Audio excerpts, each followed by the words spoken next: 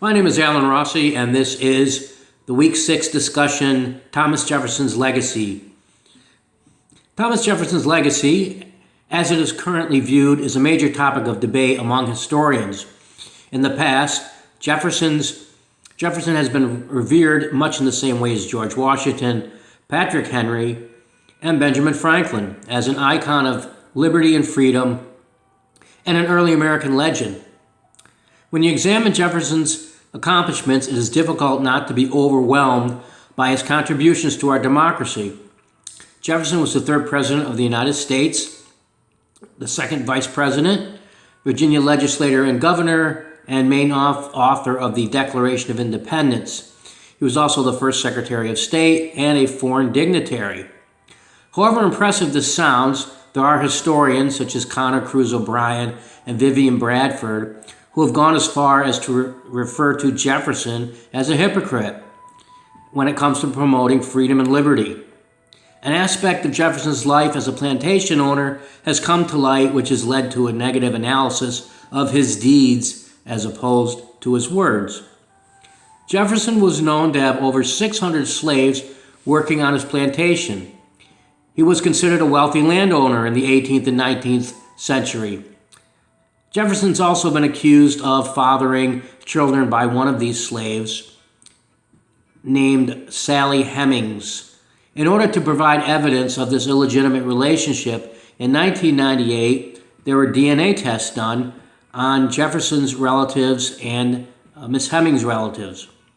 And there was a close match, although some historians have argued that it could have been a different family member of Jefferson's that was involved in the relationship. Vivian Bradford, in her article, Jefferson's Other, obviously believes that there was a bond between those two individuals. She states, "What twisted impulses would have drawn the author of the Declaration of Independence to father several children by Sally Hemings, only to keep them as slaves in Monticello?" There are still many historians who view Jefferson in a positive light.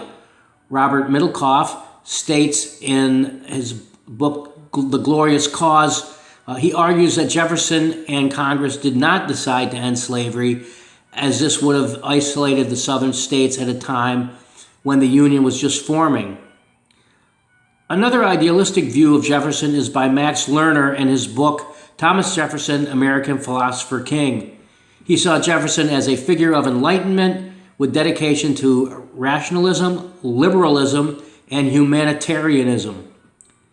Jan Lewis and Peter Onoff, in their American Historical Review article, analyze a number of other historians' perspectives on Jefferson's character, from emancipationists who believe Jefferson tried to abolish slavery to revisionists who saw him as a racist.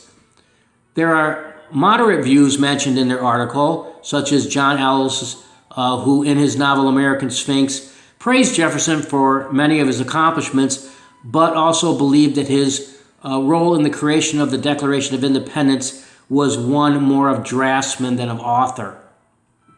The fact that Thomas Jefferson worded documents such as a bill for establishing religious freedom and the Declaration of Independence, which both preached religious and social freedom and equality, and at the same time owning a large number of slaves, this continues to tarnish his reputation.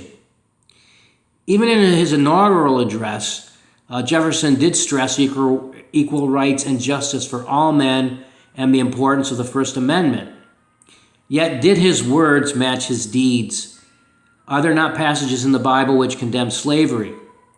Has it not been said that the most important aspect of Christianity is living a Christian life over preaching Christian ideals to others? This ideology seems to hold much of the reason for the wide gap that we have in regards to Thomas Jefferson's true legacy as far as historians are concerned. According to course guidelines, historians must be objective and honest in their investigations. Thank you and good night.